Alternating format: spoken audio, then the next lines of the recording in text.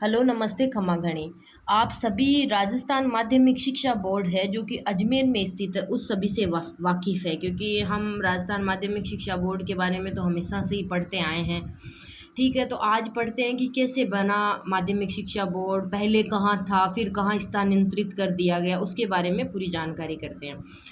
तो देखिए, राजस्थान माध्यमिक शिक्षा बोर्ड है जिसको शॉर्ट में बोलते हैं BSER, board of secondary education Rajasthan. ठीक है, तो राजस्थान माध्यमिक शिक्षा बोर्ड है जिसको शॉर्ट में BSER बोलते हैं और board of secondary education Rajasthan इसका फुल नाम है। तो देखिए, ऐतिहासिक पृष्ठभूमि की बात करते हैं। तो माध्यमिक शिक्षा आयोग है या मुदालियर आयोग है जो 1952 और 53 में आया था। कौन सा? उसे मुदालियर आयोग बोल दीजिए या माध्यमिक शिक्षा आयोग बोल दीजिए, एक ही बात है। तो वो 1952 और 1953 में आया था। कैसे याद रखेंगे कि मैं से मुदालियर और मैं से माध्यमिक शिक्षा बोर्ड, माध्यमिक शिक्षा आयोग। तो ये है 1952 और 53 की अनुशंसा के अनुसार प्रत्येक राज्य में माध्यमिक शिक्षा का गुणात्मक उन्नयन करने के लिए एक बोर्ड होना चाहिए। तो मुदालियर आयोग क्या कहता है? मुदालियर आयोग ये कहता है कि प्रत्येक राज्य में, चाहे वो कोई सा भी राज्य हो, उसमें माध्यमिक शिक्षा को बढ़ावा देने के लिए, उसमें गुणात्मक उन्नयन करने के लिए एक बोर्ड होना चाहिए। इसी क्रम में राजस्थान माध्यमिक शिक्षा अधिनियम 1957 आया। इसी क्रम में किसमें? मुदालियर आयोग ने जो अनुशंसा की थी कि प्रत्येक राज्य में एक बोर्ड होना चाहिए, उसी के अनुसार फिर एक अधिनियम आया था, माध्यमिक शिक्षा अधिनियम 1957। इसमें राज्य की विधानसभा में 1 दिसंबर 1957 को पारित कर दिया गया। किसको? ये जो अधिनियम आया था माध्यमिक शिक्षा अधिनियम, उसको विधानसभा में पारित कर दिया गया। कब पारित किया गया? 1 दिसंबर 1957 को पारित कर दिया गया। भारत गणराज्य के 8वें वर्ष में अधिनियम संख्या 42 के नाम से जाना जाता है। इस अधिनियम की धारा 3, इस अधिनियम की जो धारा 3 है में कहा गया कि राजपत्र में अधिसूचना द्वारा राजस्थान माध्यमिक शिक्षा बोर्ड की स्थापना की जाए। तो धारा 3 में कहा गया है कि राजपत्र में अधिसूचना द्वारा राजस्थान माध्यमिक शिक्षा बोर्ड की स्थापना की जानी चाहिए। तो ये इसकी ऐतिहासिक पृष्ठभूमि थी कि भाई कैसे, किसने इसमें इस बोर्ड के लिए या राजस्थान माध्यमिक शिक्षा बोर्ड के लिए किसने अनुशंसा की थी, किसने कहा था? तो मुदालियर आयोग ने कहा था कि प्रत्येक राज्य में एक बोर्ड होना चाहिए। ठीक है, तो फिर धारा 3 में, मतलब इस अधिनियम की धारा 3 में कहा गया कि राजस्थान में भी एक बोर्ड होना चाहिए। ठीक है, तो अब स्थापना होती है राजस्थान माध्यमिक शिक्षा बोर्ड की।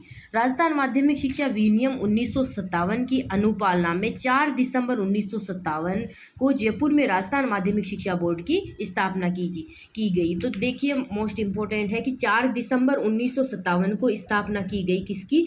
राजस्थान माध्यमिक शिक्षा बोर्ड की। कब की गई? 4 दिसंबर 1957 को। और कहाँ की गई? जयपुर में की गई। आज हम पढ़ते हैं कि अजमेर में है राजस्थान माध्यमिक शिक्षा बोर्ड, लेकिन पहले मूल रूप से कहाँ था? जयपुर में था, और 4 दिसंबर 1957 में इसकी स्थापना की गई थी।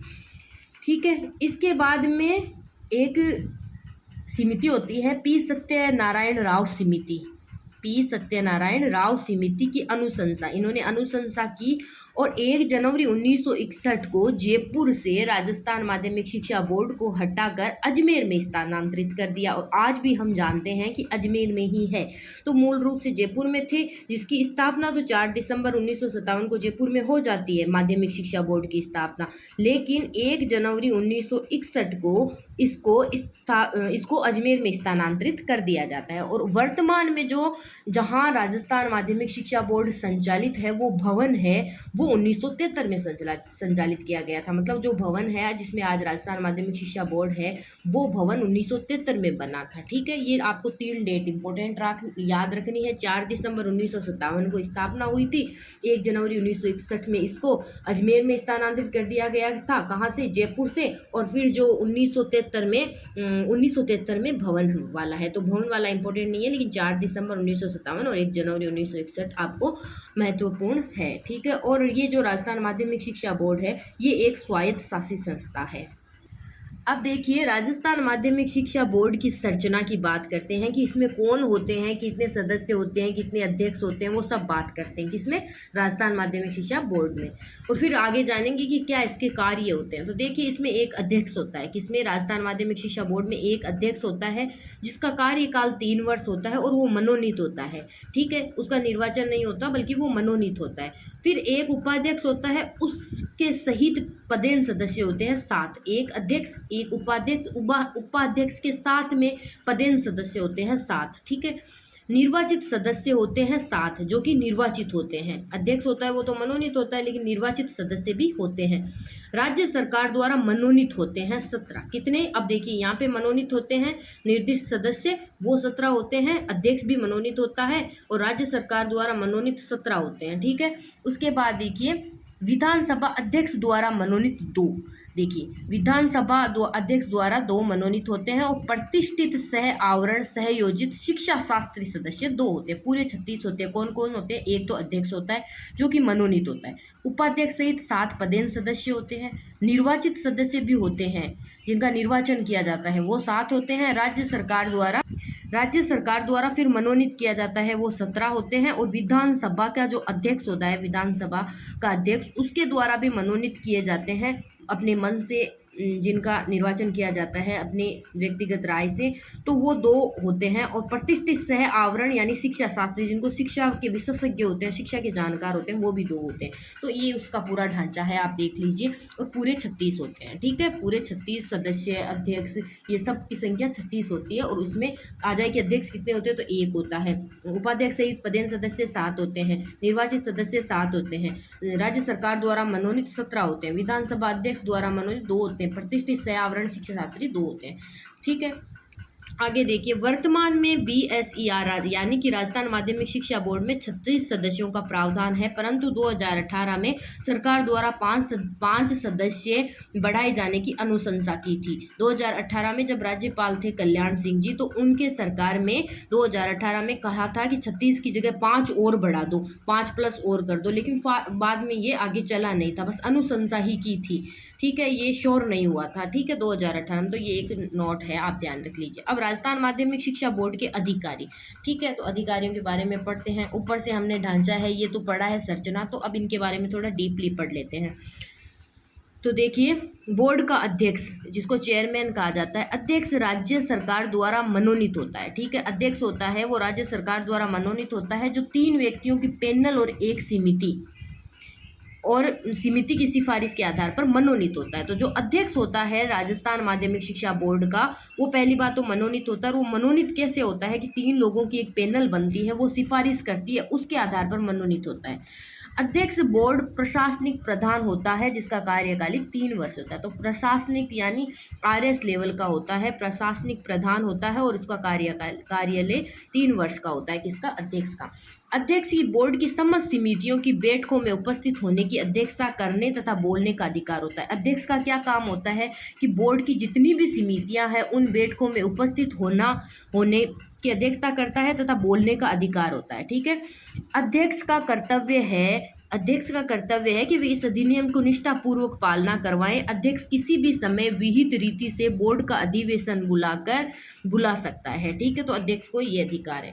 अब प्रशासक कौन होता है? यह स्थायी अध्यक्ष की नियुक्ति नहीं होती। प्रशासक कौन होता है कि यदि स्थायी अध्यक्ष कोई नहीं हो, राजस्थान माध्यमिक शिक्षा बोर्ड का कोई स्थायी अध्यक्ष नहीं बना हुआ है, या स्थायी अध्यक्ष ने इस्तीफा दे दिया, या फिर अध्यक्ष तो था लेकिन उसने इस्तीफा दे दिया है, तो प्रशासक की नियुक्ति की जाती है।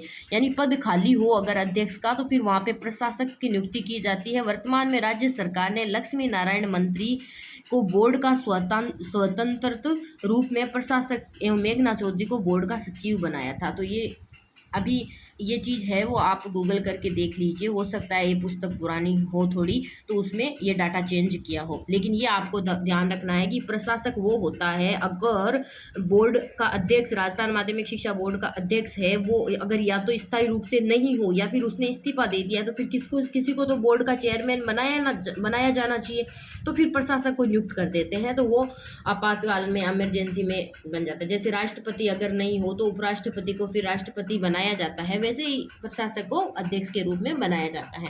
बोर्ड का उपाध्यक्ष कौन होता है? तो देखिए बात करते हैं।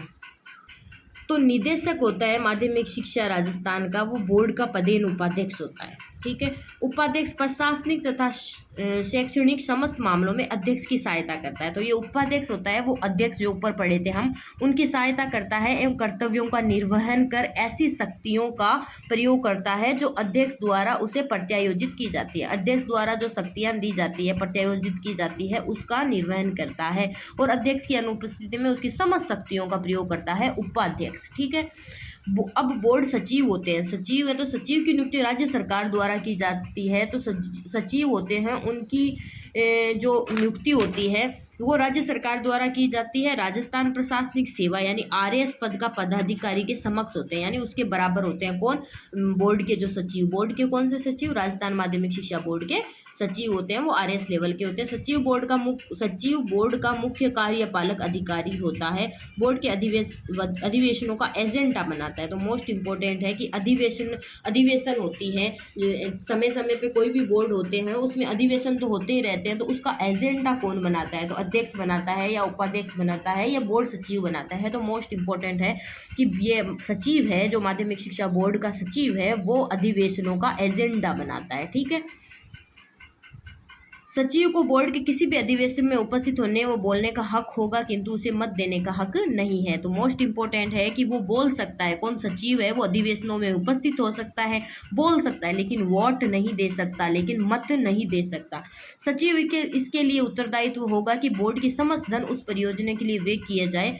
ठीक है, ये इतना इम्पोर्टेंट नहीं है। आगे बढ़ते हैं।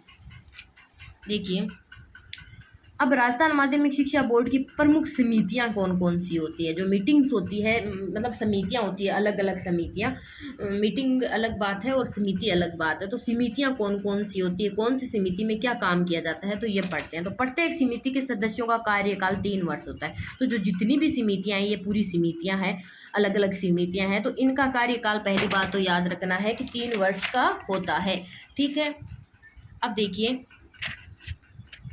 पहले हम शॉर्ट में देख लेते हैं कि कौन कौन सी समिति होती है। तो आवेदन पत्र समिति, आवेदन आप जानते हो, फॉर्म भरते हो कोई भी, तो वो फॉर्म होता है। तो वैसे याद कर लेते हैं, आवेदन पत्र की एक समिति होती है। फिर पाठ्यक्रम हम जानते हैं, हमारा जो पाठ्यक्रम होता है उसकी समिति होती है। फिर परीक्षा समिति, परीक्षा ली जाती है वो समिति। फिर पाठ्यचर्या समिति, वित्त समिति जो धन से संबंधित है।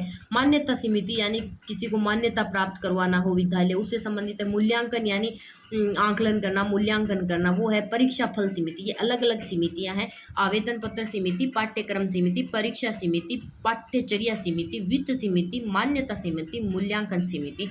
तो ऐसे अनार है वो सबसे पहले शुरू होता है वर्णमाला में, स्वर में। तो ऐसे आप ध्यान रख सकते हैं। फिर पैसे आते हैं 4 नाम: परीक्षा, पाठ्यक्रम, परीक्षा समिति, परीक्षा फल समिति अलग है, परीक्षा समिति अलग है, पाठ्यक्रम समिति है, पाठ्यचर्या समिति अलग है। फिर एक मान्यता और एक वित्त, ऐसे करके आप याद रख सकते हैं। बोर्ड का अधिवेशन, बोर्ड का अधिवेशन वर्ष में 2 बार आयोजित किया जाता है। कितनी बार? 2 बार। इनका कार्यकाल तो अलग होता है, कार्यकाल हर समिति का 3 वर्ष का होता है, लेकिन अधिवेशन कितनी बार बुलाते हैं, मीटिंग है वो 2 बार बुलाते हैं। एक तो फरवरी या मार्च में अधिवेशन वार्षिक अधिवेशन के नाम से जाना जाता है। तो फरवरी और मार्च में जो अधिवेशन होता है उसको वार्षिक अधिवेशन कहा जाता है। गणपूर्ति या कोलम, गणपूर्ति क्या होती है? बोर्ड या उसकी किसी समिति में किसी अधिवेशन में कोई कार्य नहीं किया जाता है जब तक कि ऐसे अधिवेशन में बोर्ड या समिति के सदस्यों की कुल संख्या में कम से कम 1/3 सदस्य अगर उपस्थित नहीं होते हैं, तो फिर उस अधिवेशन में कोई काम नहीं किया जा सकता। मतलब 1/3 है वो गणपूर्ति, 1/3 लोग है, मतलब जितने 100% है उनमें से 1/3 है वो उपस्थित होने चाहिए, तभी जाके है वो जो अधिवेशन हो उसमें कार्य किया जाएगा। तो मोस्ट इम्पोर्टेंट है कि 2 बार अधिवेशन बुलाया जाता है, उसमें 1/3 लोग उपस्थित होने ही चाहिए, जब आगे जाके कार्य किया जाएगा। फरवरी मार्च में है वो अधिवेशन वार्षिक अधिवेशन कहलाते हैं। वैसे 2 बार होता है, लेकिन फरवरी या मार्च में होता है, उसको वार्षिक